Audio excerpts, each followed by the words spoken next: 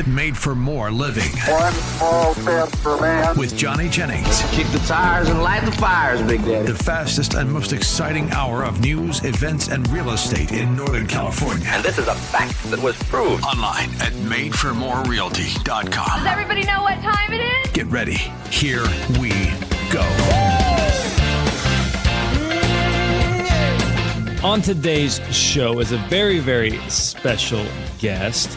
In fact, when I first moved to Sacramento, I remember rolling around in my Toyota Tacoma pickup truck, listening to the audiobook and going, man, this is such a great idea. Why are more real estate agents not doing this? It'd be so cool to implement this someday. Fast forward, not only have I implemented it, but my story is also included in the revised version of this book. And now on the show today is the author of The Golden Handoff, Nick Krautter. Thanks for being on the show. Thanks for having me, man. Good to talk to you. Dude, this is honestly like a full circle moment for me. Like, I vividly remember sipping on my black Starbucks coffee and going, this like my mind was blown. I was swerving all over the road. I was all excited. I was like, why are more people not doing this? So do you mind just sharing a little bit, before we get into the nitty gritty about your backstory and kind of why you ended up writing The Golden Handoff? Yeah. So The Golden Handoff, like you said, is basically a game plan of how to buy the business of another agent that is looking to either slow down, relocate, or retire from real estate. The revised edition's been out just about a year now, and that has a game plan to get connected even sooner before an agent's ready to truly retire. And the original book was about agents fully exiting because all the businesses I was buying it was during the recession. So 2010 to 2012 was really when I did the most in the acquisition phase. And then I kind of built this big machine, and my challenge then was to grow the team and have enough agents to serve all those clients, because we had grown from 200 clients to 2,000 clients in just a couple years. And when I say clients, I don't mean leads. I mean people that have relationships, that take our calls, that read our newsletter, that come to our events, those types of things. So that's what I was going to say. It's very different. You're not buying Google leads or Zillow leads. Like, these are people that have relationships with the entities and the businesses and the people, that they've worked with, right? Yeah. That you've now bought. So you were a newer agent in Portland, right? And you were getting started. And then how did you stumble across the idea of buying another realtor's book of business? So one of my really good friends is in the book. So there's three characters in the book. Those are all real people that I worked with, and they kind of have different stories. And the first one was Renee, and she literally had the office next to mine. So we shared a wall, and we were very good friends. She had a very solid referral business, higher price point. She's, I think, 10 years older than me. So, I was starting out in my late 20s. She was in her late 30s. So my clients were buying their first home. Her clients were buying their big, nice, fancy home in the good school district. And so I always really admired her, and she started a family. And so she decided to transition into like more of a corporate job and have kind of, normal 9 to 5 hours, have her weekends back, because she was raising 2 kids. And I said, hey, I'd love to help your clients. And I didn't have a plan. I just knew she had this amazing group of people that she had really good relationships with.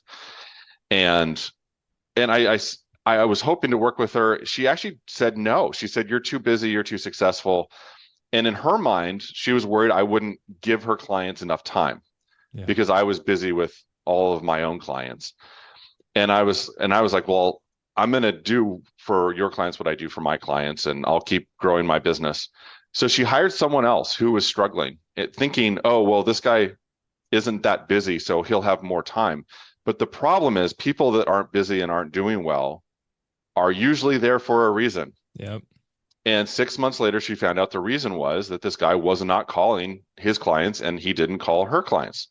And he didn't set appointments. And when he did, he asked her to come along because he didn't have the confidence to go on a listing appointment and do a buyer consultation on his own. And so after 6 months, she's like, geez, now I'm working 2 jobs. Yep. Because every time something comes up, I've got to jump back in. She knew she was losing people, so she was kind of trying to still nurture, but she didn't really have time because now she's working a full-time job somewhere else that was very demanding.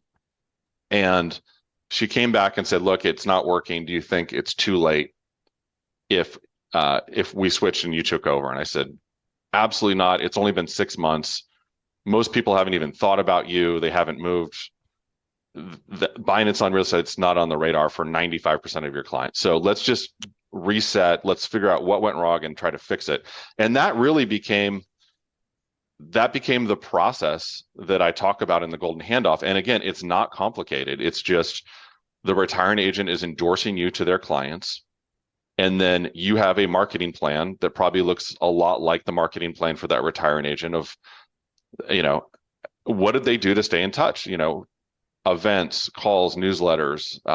Now with video, social media, there's a lot of other ways to stay connected. I started this in 2010 was when I bought her business. Social media was just becoming a thing. It wasn't even really that big of a thing in real estate. I was doing video tours of houses, but we had to use an actual camcorder and then put it on a computer and edit it. Yep. There was no YouTube online editing and using your phone, and it became much easier, but there's a lot more tools to stay connected to people these days. And so we did that. So when you bought her business though, like, did you end up putting any money down, or was it completely seller financed, or what did that look like for the first one? Yeah, I'm glad you said that, because I hear this all the time. And I think this is one of the reasons a lot of realtors that try to do this with a traditional business sale model, it doesn't work, because it's very difficult to value a real estate business. Because when you take your top salesperson out of the business, what's left, right? So it's your relationships and really the value of your endorsement, and then the work of the new agent, right? How much work are they putting in? And I go over all these variables, but no, there's no money up front. It's all based on referral fees. And so I didn't need to write a big check. I didn't need to take a big risk. And because of that, she was committed to making sure that this worked and helped me really go through her database and know who everyone was. And, she was in 2010 when the average price of a home in Portland was probably a little over $200,000. She was getting $3,000 to $4,000 a month in referral fees. Now, that might not sound like a lot today, but the average price of a home in Portland is 3 times what it was then. So just 3x that referral income. So that it was really, today would be $9,000 to $12,000 a month of referral fee income with zero cost and zero overhead, because I'm paying for everything now, right? So that's the cost. Is I'm sending out more newsletters, I'm hosting bigger events, I need to hire more people to make more phone calls to more clients. So it's not a freebie, because you could maybe buy your first business and just work more, but once you buy that second one, you have to have a plan for scaling and having more agents and more support. And so that's the cost, but the upside is so high. Do the math too, right? So I said, in today's numbers, $9,000 to $12,000 a month of referral income. Well, that's the 25%, right? So I'm keeping the 75%. Correct. And so all of a sudden, we added a couple $100,000 a year of income to the business. So now I've got a lot more income to invest in better systems, better tools, better marketing, get really good support staff, pay them well. And that's what we did. I actually hired Renee's assistant when she transitioned out of real estate, because I was growing and I needed more help. And she was really skilled and already knew all these clients. So it was that first one ended up being pretty seamless. And was that for one not of the better really ones, or was it? It was, because she had a smaller client list, but really deep relationships. And she was virtually almost 100% by referral. So Wow. I would say that people ask me, like, well, is there a business that's too small, or is there a business that's not worth buying? I would say the only red flag for me is if someone has a successful business, but it's all prospecting and marketing based, and they don't have follow-up referral and repeat clients, then they're doing a good job getting people in the door and getting the deals done, but they're not necessarily nurturing those relationships. And so the more an agent does a good job nurturing relationships, that's going to show up in a high percentage of repeat and referral business. Yep. And so whatever anyone says to you, or whatever they're trying to tell you they're doing, you look at the source of their business, and you'll get a very good picture of where are they investing their time and energy, and what's working. So this is something, I've talked about, and obviously I've done personally. But as I'm out there looking for more people to do this with, because there's a lot of retire. Like the average age of a real estate agent just continues to climb, Mhm. and there's a lot of people who are looking to get out. But at the same time, I'm having a hard time finding people who would want to take this next step. When you were buying all these businesses, in 2010, 2012, how did you find more people to partner with? After that first partnership with Renee had some time in it, a couple months, and we were seeing really consistent activity. I was getting a lot of appointments. I wasn't competing for business because that referral, that endorsement meant a lot to these clients because she'd invested in that relationship. My team leader and the manager of my office started connecting me with people because they knew of everyone that was slowing down or was going to move across the country or, retire in a traditional sense or relocate into a different, change into a different business. And, no one was thinking of selling these businesses. So in a sense, it's the easiest thing in the world because you're approaching an agent who doesn't believe that their business has really sellable value, or they don't know how to do it. They think it should be worth something, but they don't really have a model. And a lot of the leadership isn't really providing help. Now the Golden Handoff's been out 10 years, which is wild. Next month will be 10 years exactly. A lot of people in the leadership now are aware of this. And so they'll be like, you should read this book or listen to some podcasts or something about it. But early on for me, and I would say even now, the majority of people don't have a plan. And so if I approach an agent that's retiring or wants to slow down, and I say, hey, I can help create this wonderful income stream for you. And I'll take the risk. I'll take on all the costs. You can eliminate every business expense you have other than keeping a license, which in most states is a couple $100 a year. I wouldn't call that an investment. It's like less than a TV, subscription. Exactly. So you're solving this problem they don't know they even have, and you're giving them a way to unlock all this value. And if you can take over the process so when the letter goes out to their clients from the retiring agent, I'm actually the one doing that. So it's on the retiring agent's letterhead. It's from them. They sign it, but my team's printing the envelopes, printing the letters, and sending them out. Whether we're doing that, at the office or whether we're hiring a company to do that, we're managing and handling and paying for that whole rollout, that whole, handoff process. Yep. And so we try to make it as easy as possible for these retiring agents so that they don't have to put a lot of time and effort into it. Because that's something that I see a lot is by the time someone's ready to retire, they're so burned out that the idea of even trying to like clean up their database sounds so overwhelming. They kind of like give up and hide. But Yep.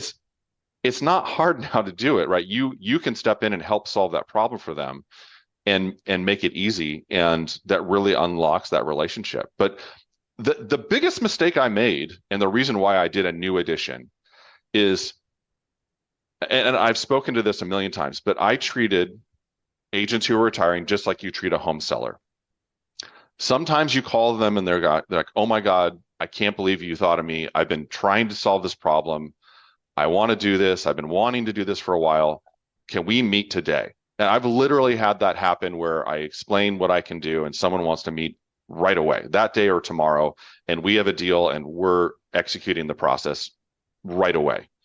But then the flip side is, just like a home seller is like, hey, we'd love to work with you. We do want to move, but our kids are in high school. And so until the last kid graduates from high school in 4 years, we're going to be here. And so you just check in every year. And then in year 4, you're like, okay, now we can sell your house. You can downsize.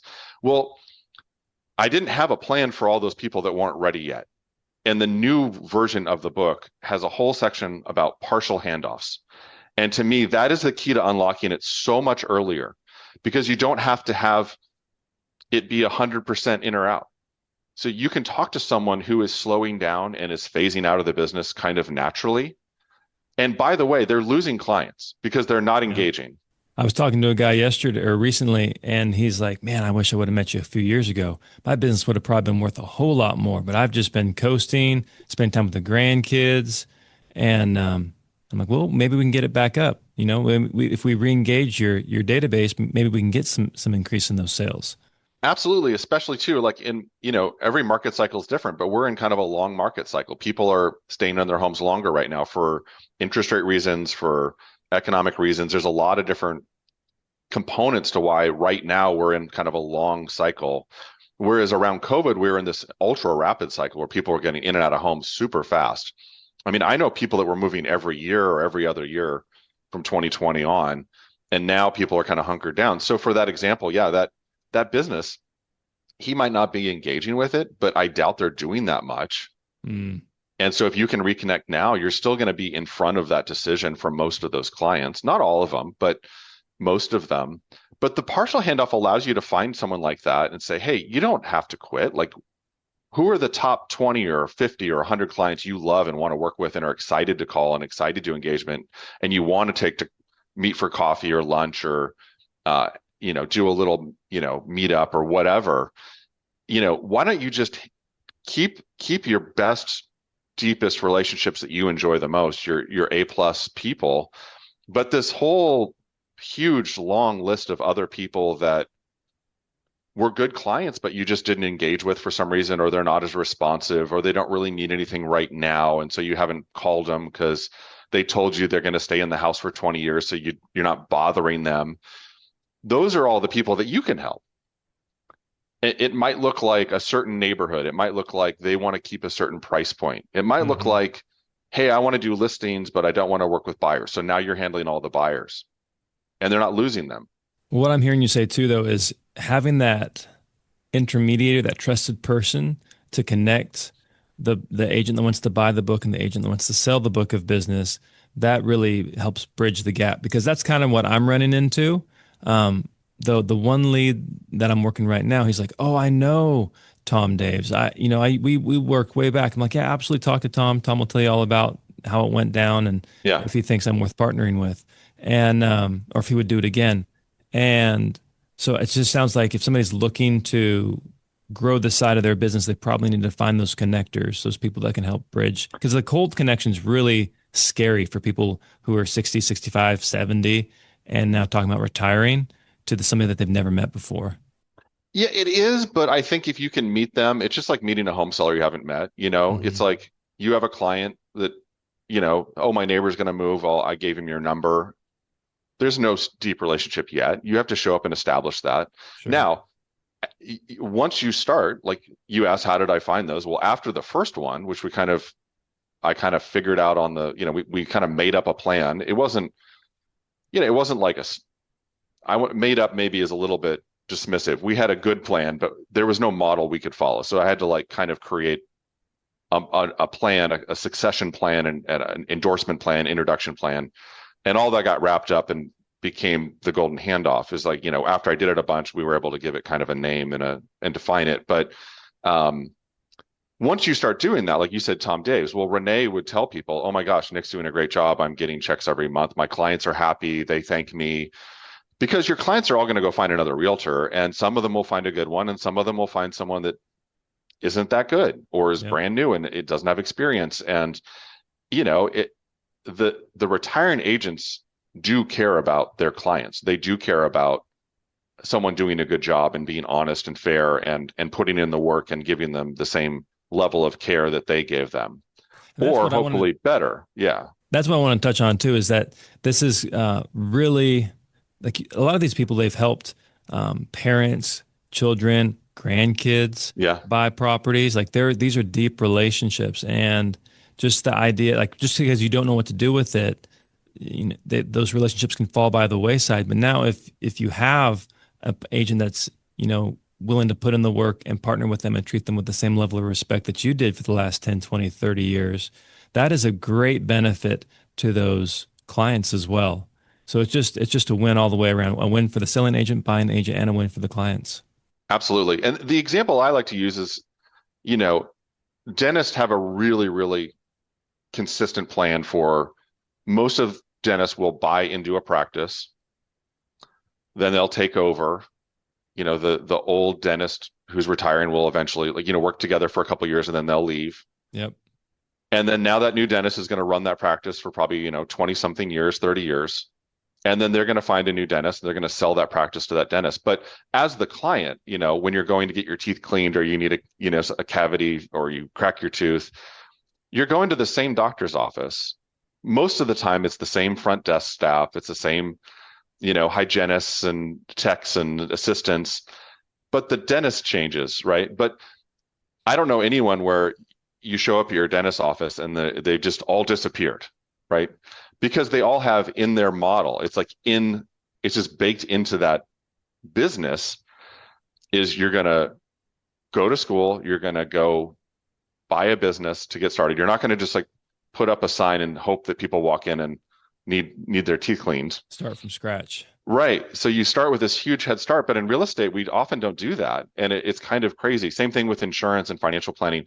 People buy into businesses. They either buy them completely, or they start out as a junior partner and then eventually take over. Mm-hmm. And so there's different structures for those different businesses, but the idea is the same, is that this does have value. And I think the partial handoff kind of allows you to work together for a while.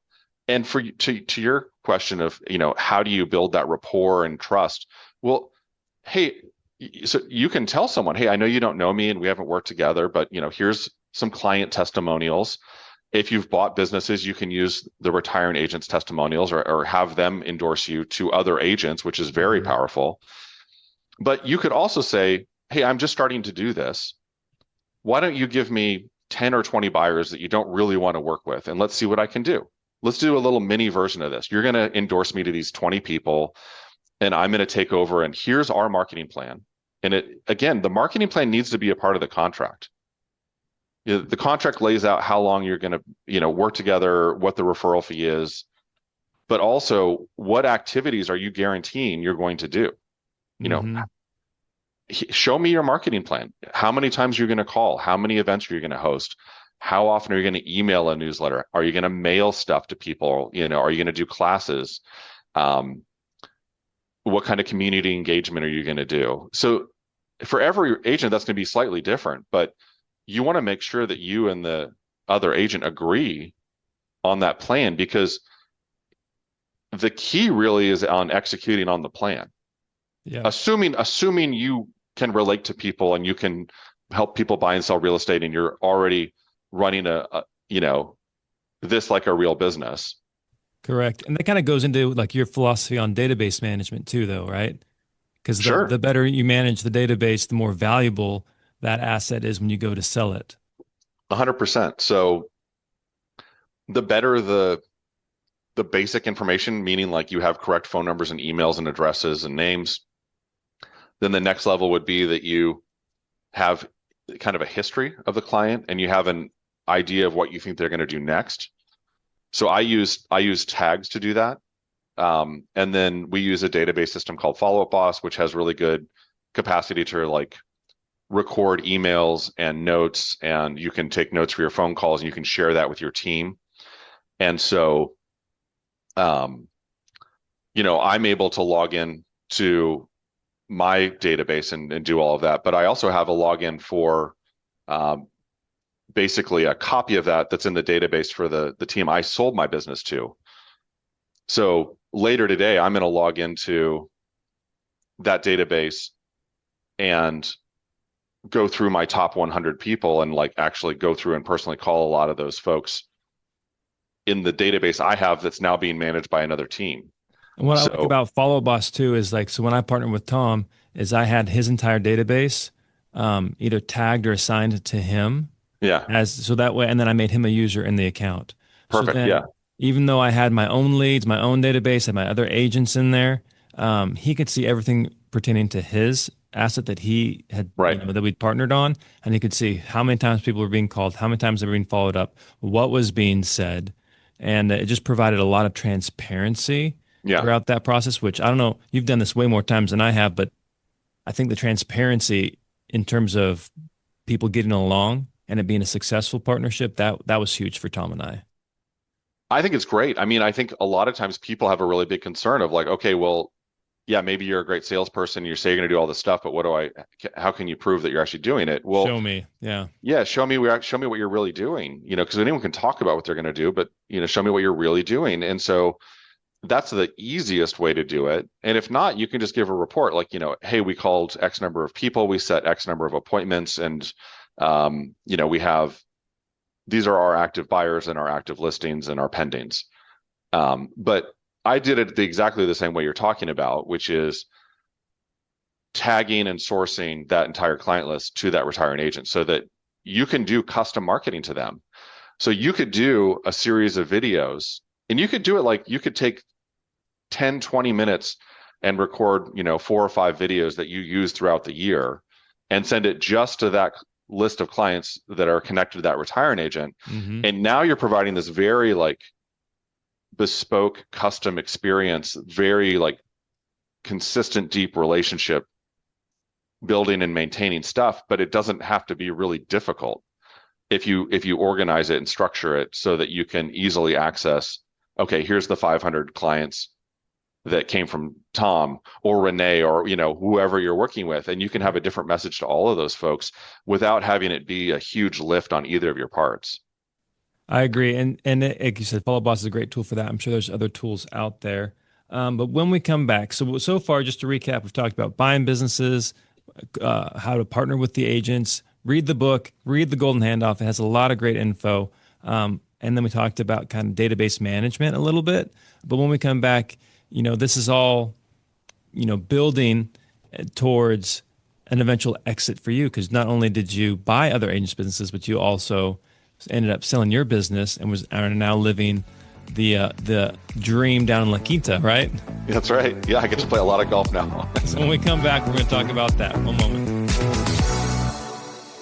Well, I don't know about you, but very rarely do I run into someone in this world who is friendly, nice, genuine, honest, trustworthy, while at the same time, very shrewd when it comes to business and finding great deals. Well, you know what? That, my friends, is Johnny Jennings with Made for More Realty. Not only is he a friendly guy, honest, trustworthy, genuine, but he's also very shrewd when it comes to real estate, knows how to get you the best deals for the most amount of money in the fastest amount of time. He's got an arsenal of tools and resources to help you every step of the process. He's going to make it easy and simple for you. So if that's who you're looking for to sell your home, reach out. Just Google Johnny Jennings with Made for More Realty and get more for your home.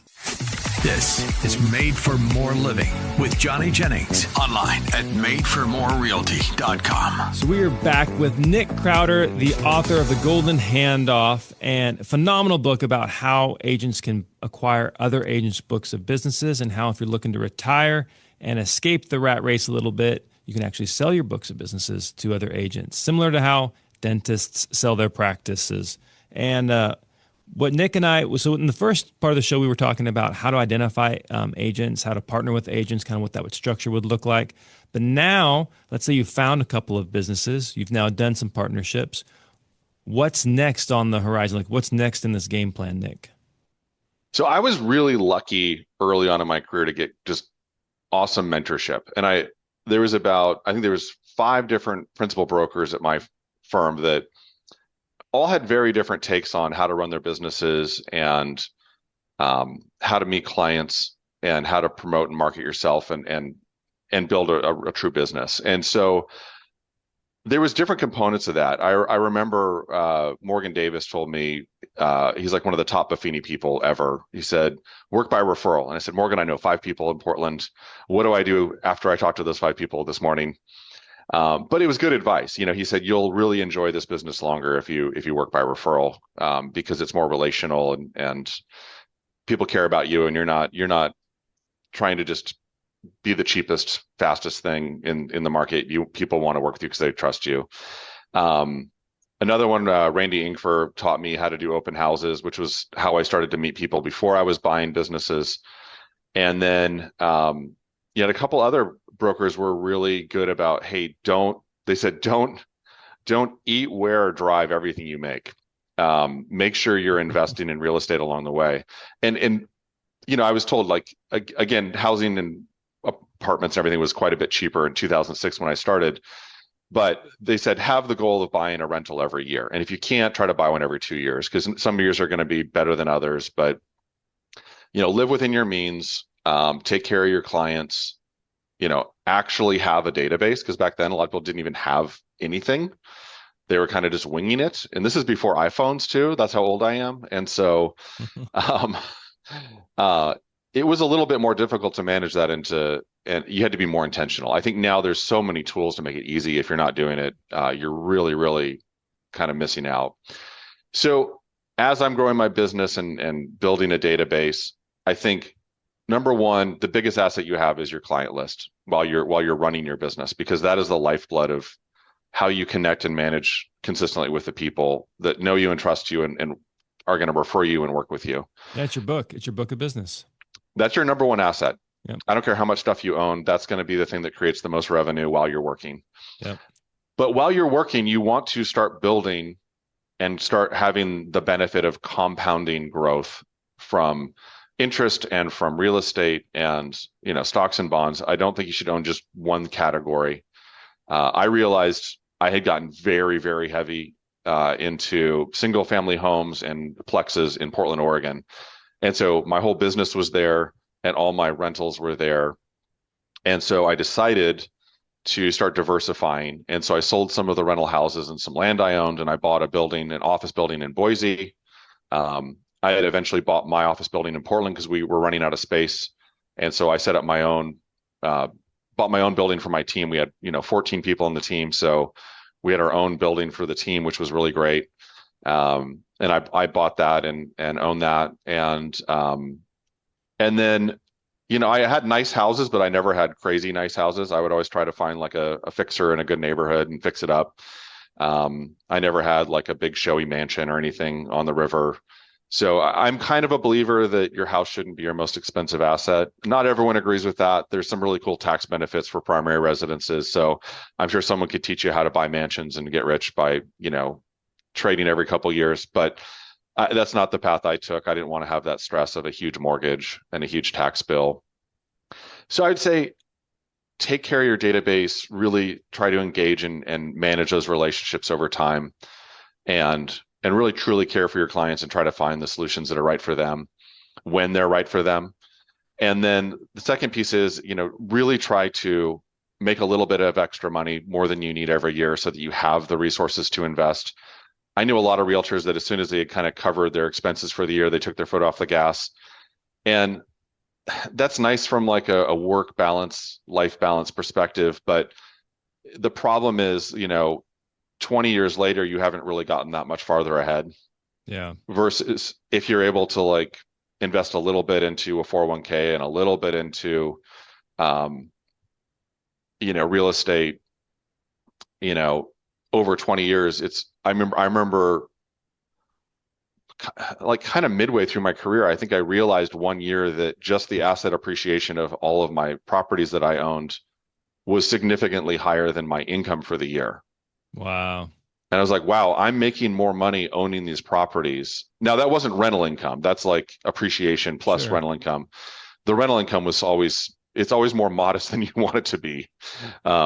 You have to own a lot of real estate for that to cover everything. But it was a good asset appreciation year. I think the market had gone up, 15, 20% that year.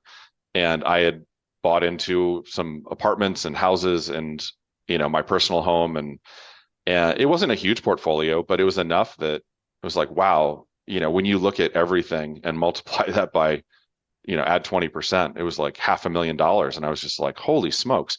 And then you keep doing that and that number can keep going up. Now, Yeah. Real estate doesn't always go up, by the way. It does go down. And I think, my gosh, I wish sellers would hear this. They just think it's a sure bet right now. But unfortunately, in our market, I don't know how it is in La Quinta or Portland, but we are seeing some prices going down. I can say in my neighborhood, I think we've got more sellers than buyers right now. So usually that means that we got to see prices come down to meet expectations for buyers. And that's a healthy thing. I think you cannot have runaway growth without corrections, because people don't have runaway unlimited earning potential increases. You're not getting bonuses and raises every single year forever either. Yeah. A lot of people right now in tech are getting laid off, or they're not getting the bonuses they used to. There's a lot of sectors that are struggling, and or if they're doing okay, they're not growing really. And so if you've got if you've got everything going up around you, but your income's not going up, you're getting further behind. So, Correct. But when you were investing, did you have like a target, like a percentage each year of your income that you wanted to put towards the future? I was really just opportunistic. And I saw some other realtors that did an even better job than me at this, where they always had enough money in credit lines and cash aside that they could help someone solve a problem. And so there were times where I would have a buyer that had really negotiated super hard on a property and then decided it still wasn't a good enough deal for them, and they walked away. But I'm thinking, holy smokes, I can't believe they're going to kill this deal. This is a home run. And so I would confirm with them, like, you're really out. This is not like you're trying to negotiate even harder and you want to come back in a week and try to get another 10 grand off. And they're like, no, screw that guy. That's not a good enough deal. And so I was like, okay, if you're really out, I just want to confirm you're not going to be mad if I go buy it. And I had that happen a couple times. And you know everything about the property, right? Because you've already done all the inspections and due diligence. And if it's an investment property, you've done your financial analysis. And so I had it happen where I had sold an apartment building with extra land to a builder. They tried to get the city to approve a subdivision. They wouldn't do it. And they said, I got to get out of this thing because I can't keep it. They said, I'd like to keep it, but I can't keep it because I've got a hard money loan on it that's like super expensive. But it was a really good property, really good deal. And so I bought it with the intent of holding it long term. And then later on, I was actually eventually able to get that lot division. And then I was able to work with that builder on, gave them the first shot at buying that lot because they wanted to build the new house in that neighborhood. Yeah. It just took like 5 years to do it. And they didn't have 5 years at 20% interest to be able to pull that off. And yeah, just other things where you see things in the market. I would have people call me and try to pitch me a property for a builder or developer because we did a lot of apartment development. And I would explain why it wouldn't work for an apartment builder because of X, Y, and Z factors. But if they were willing to sell it for, X price, I'd buy it as just a rental house. And knowing that the future potential is limited, but if I got good enough price just as a rental house on a big lot, it would still work. So there's a lot of just opportunistic stuff. My favorite one is I remember my girlfriend at the time, we were both in real estate, and she was trying to buy this little rental house. And she ended up buying a different property, so she couldn't buy both of them. So she ended up, backing out of this one because it was just a smaller deal. And she said, but you should buy it because it's a really good deal. And I said, well, I really don't. I've already got this other project. I'm really busy. I don't really need another flip. But if they'd sell it for 150, I'll buy it. And I thought it was the most ridiculous offer, but it was in like an estate, and the owners didn't care. And they said, yeah, if they can close in a week, we'll sell it for 150. And it was worth like 180 or 190 even as a fixer. And this was like when the market was really strong and accelerating. And so I had people saying all the time, oh, there's no good deals. You can't find a good deal. And it's like, well, you're probably not asking the right questions, or you're not offering the right solution, because if you find a motivated seller and you can solve their problem and you can do it quickly, if time's more valuable than money to them and you can save them time and they'll give you the discount, then you're a great match, right? And then all of a sudden you come into a deal with equity.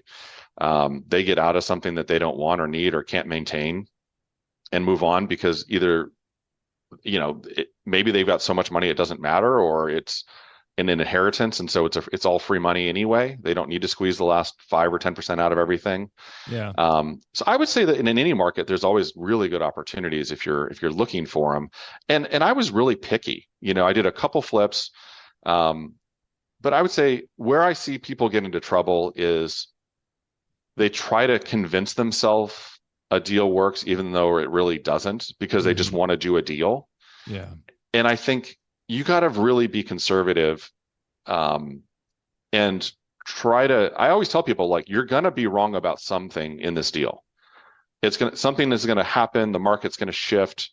You're not going to get the rent you thought you're going to get. The renovation's going to cost more, take longer.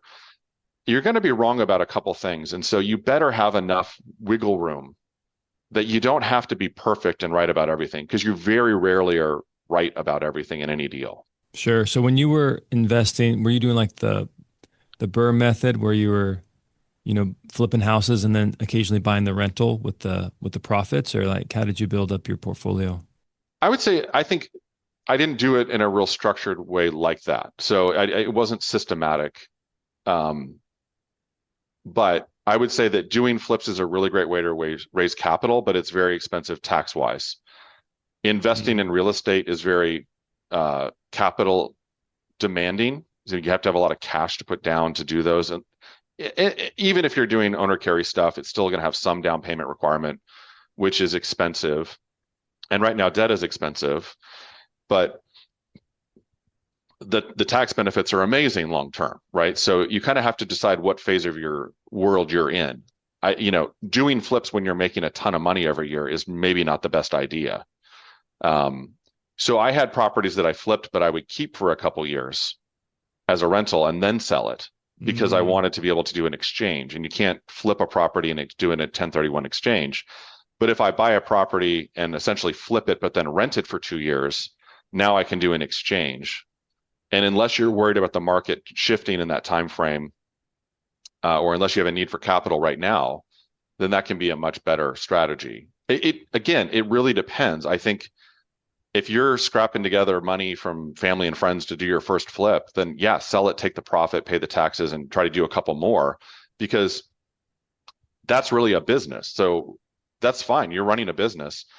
And eventually, though, those people generally will say, gosh, I'd really love to have some asset appreciation and some long-term capital gains as opposed to everything being just ordinary income all the time. And so I would say, again, flipping is a great way to raise capital and run a business and make money. Owning real estate is a really good, long-term is a really good way to get very wealthy. And then as you hold it longer, you can set up credit lines and refinances. And now you're not using hard money. You're not borrowing money. You can use your own money without paying like really high rates. So that's one thing I learned from one of my clients. He had built up a small portfolio of like 5 rental houses. And then when he did flips, he never had to do his hard money because he had his credit lines. So he would just, he was the bank. He was his own bank. And so basically he was able to use all these rental houses as a piggy bank, and he was getting really low rates, like half of hard money. And he didn't have to get appraisals. He didn't have to wait for anything. He didn't have to turn any paperwork in because they were already all set up. So when he wanted to buy a flip, he would just, tap 2 or 3 credit lines, move it all into a checking account, wire the money to title, and close. And then as soon as he was done, he'd pay all the credit lines back. So he wasn't, no points. His interest cost was super low. And I was just like, it's interesting because it was his lender taught him how to do that. And his, lender put himself out of a job. That's a good lender though. But, client for life, and he referred him a million people, just like I have like clients that do so many rentals, they end up getting their real estate license because they're doing so much. And I lose a client, but they're, still a good friend and they refer me people and all that. So, I didn't have a real structured plan. I would say 2018 or 2019, I really thought our market was going to really start to slow down. And I think I was right, but COVID happened. Yeah. So going back to my statement about you're going to be wrong about some things, I sold a lot of properties right then when if I had waited 2 years, they would have been worth quite a bit more. But, that money got reinvested in other places and in other assets. And so I got that appreciation in other places. So it all works out as long as you invest in things you believe in and have a long-term plan. Well, I love that. So you're talking about investing, and then eventually though, you had enough, money invested, enough assets, enough cash flow where you're like, hey, I don't have to necessarily run this real estate business anymore. And you started thinking about selling it. Yeah. So, I'd been on the buy side of this equation the whole time. And I used to tell my agents, it's always good to sell your own house once in a while, just to remember how stressful and exciting and scary it is. How horrible it is. Yeah. Yeah. I think it's important because it's easy to get emotionally detached from that because we have to be, our job is to help people manage that. And we've got multiple people, and hopefully if you're doing good, you're selling multiple houses a month. So it becomes very familiar and easy, but when you do it for yourself, it's stressful again. But yeah, so I did it in 2 phases. So I was doing commercial and investment real estate with my team and also residential for a very long time. And our commercial and investment development side started to get really, really, really big. And we were doing very well. And I was really interested in expanding that and focusing on it. And I was hoping someone on my team would take over leadership for the residential book of business and really manage it, because I was managing both, and they're very different. You can't manage and market to people the same way when you're those two different groups, right? And so it didn't work out that anyone on the team wanted to take over the leadership role and take over that. And so we had to look outside. What do you think that is? Like, if somebody was, it just seems like that's a great opportunity. Or were they, like, was it just not a good fit? Like, who would be a good fit for somebody to take over that type of a role for somebody, like in your business?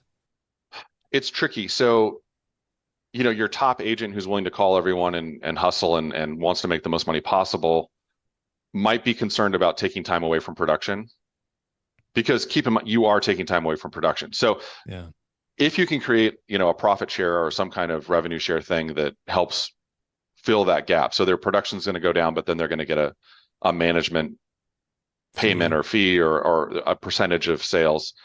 You can kind of bridge that gap. I think too, for some people, like for me, I'm a much better salesperson than a manager. And I did it out of necessity. But if I had found someone to partner with that was really good at management and HR, and I just stayed on the sales side, I think it would have been a better situation for my happiness and for growth. But I was just, at the beginning, didn't have the resources to do that. And so I just kind of took over and did it. And I did a lot of classes and had accountability friends. And I kind of like struggled my way through it, but it wasn't natural. And so I think some salespeople, they just don't want to be on the management side. But I think the truth is most people just don't want to do the work. Okay. I was watching Alex Hormozy, and I think there's a statement like only 5% of people are able to retire without family or government support. Wow. Only 5? And I think that that's right. I think that that's accurate in my experience. And so if you extrapolate that across like our industry, right? 1 out of 20 agents is going to be the one that's willing to take over and take the responsibility and stay late at work and be the one to like deal with the problems and the headaches and the stress of all of the extra things you have to do to manage a business versus just being an agent. Yeah. Because when people are agents, like, oh, I'm running a small business. Well, if it's just you, not really. Once you add payroll and legal and HR and accounting and bookkeeping, and you have to set up, ACH accounts and 401ks and health plans. Now you're buying a building, managing a building, once you're looking at 30 to 40K a month in overhead and, a bunch of staff that are paid whether you close deals or not. Now you're running a real business. And, it's not for everyone. You don't need to do it. There's a lot of people I know that are fantastic solo agents that do very well, and they don't want to build a big team or business. So I think that, the people I had on the team either wanted to focus on production or, they just didn't want to add the work, even if there was a little bit more money. And I think that's a mistake, but that's because I think differently. And I think like someone that wants to grow a business. And so the thing that's I want to share that was kind of wild when I was looking to sell, because originally it was just the residential book of business. It was about 600 people. Half the people I called about buying my business and managing it were confiding in me that they were actually looking to retire pretty soon too. Interesting. Because I'm calling my peers, right? We've all been in the business 15, 20, 25 years. Yeah. And so they're all successful. They're all good. I was, calling people I knew that would do a good job, that were successful, that had good teams, that, built relationships, that worked by referral. And so, a big portion of them they were looking for the exit door pretty soon. Another group of them had a different model. My model was just to get as big as you can and still provide the level of service. And that was kind of our throttle. If we can't make the calls and do the work in the way we want, we're going to slow down our growth. And we did that. I stopped buying businesses after about 6 because I couldn't hire enough agents. We had 14 people. And that was like, we were like at a sweet spot where we were at capacity and everyone was successful, but I couldn't really add 50 more clients per agent and expect them to be able to handle it. It would have been too much. So we very thoughtfully stopped growing for a while, at least at that pace. We still grew with like referrals and sign calls and internet leads and things like that came in kind of organically, but I wasn't going to go buy 300 or 400 person client list and add that on top because we were already at capacity. Sure. So a lot of the agents I talked to said, well, I only want to have 300 clients and I don't want to have 600 more people to call and talk to. And some people didn't want to have to call people they didn't know personally. They were okay calling their client list of people they knew, but the idea of calling my list, even with my endorsement, seemed like outside of their comfort zone. And so it was actually a younger team that I ended up partnering with, and each agent on that team would get basically responsibility for about 200 clients. Okay. And so that's how we did it in a way that was setting them up for success, and for them to see this as a really great opportunity for growth, but not such an overwhelming task that they just kind of collapsed. Because, too big of an opportunity can be a problem too. Because I think everyone understood that this was a good business decision and it was going to make them money. And it was probably better than buying leads and all these other things. But now you've got to call 600 more people a year and manage those relationships. And if those people and those teams already feel overwhelmed and understaffed, they should say no to that. Because until you solve your staff problem and your capacity problem, you don't want to add more people because you're going to just fumble the ball and you're going to miss out on the opportunity, and it's going to be bad for both the retiring agent and the adopting agent. Absolutely. So when you ended up selling that business to the 3 agents, how was it structured? Was it exactly how you outline in the book? Was it how many years was it? Like, what did that look like? We did it like based on a partial handoff model, which is just a normal 25% referral fee as long as I'm engaged and like helping market and prospect to the database. And then if I get to a point where I'm like, don't call me, don't bug me, just good luck, then it would just trigger like a 3-year like phase out. Okay. But right now, I love talking to clients. I love helping people and answering questions. And if I could just do a couple hours of client consultations every morning, I'd be super happy. And then let someone else go do the CMA and do the marketing for the property and the negotiation. And that's kind of what I had done with my team, was built it up to basically I was doing a lot of the lead generation and client communication.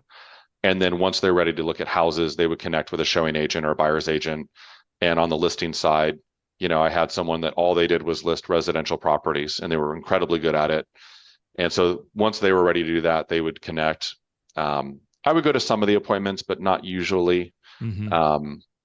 And so now I'm still, basically I've outlined my top 100 people that I've got deep relationships with. And so that's the people I'm going to call and check in with and see, kind of just have a conversation. I'm not really selling anything. Just maintaining the relationship. Yeah. You're a person. I'm a person. How's life? What's going on? What are you dreaming about in the future? And if there's some real estate stuff that's going to happen, then let's get that on the calendar or figure out the details on that. And, that just naturally comes up. I randomly just got like 3 referrals last week for some apartment buildings, and it was all estate stuff. People are all these baby boomers. Unfortunately, the baby boomer generation is, handing the torch over to the younger generation. And Correct. So stay engaged with those folks, ask about people's grandparents, help solve those problems, because people are going to need to have co-housing situations, ADUs with grandma in it, in-home care. This is going to be a big, big thing over the next 10 years. And, selling the house so they can fund, more active care or a retirement community. There's a lot more levels to that now, which I think is really great. But I think that that's the opportunity for the next couple years personally, really for the next 10 years. Because those baby boomers are going to either be, the kids are going to be inheriting the properties and deciding whether or not to keep them. Or one of the people that called me, they lost their spouse and they've been together 50 years and, grandma doesn't want to manage the apartment building anymore. That was something, her husband did, and she doesn't need to do it. Or doesn't need to do it. It's time she's tired of painting and fixing stuff and dealing with property management. Yeah. And, she's going to exit out of this and put the money wherever, probably just into her accounts to pay for living expenses. And, keep in mind, some people want to like have their legacy go to the next generation, but a lot of people, they own the real estate so they can sell it one day and buy the Corvette and the RV and the beach house, and they're going to do that, and God bless them. I mean, 50 years of appreciation. They put in the work. Exactly. So, use it for what you want. Well, hey, Nick, we're running short on time, but I did just want to say thank you so much for being on the show today. What is the best way if people have questions or if they're wanting to buy your book? Like, what's the best way to do that?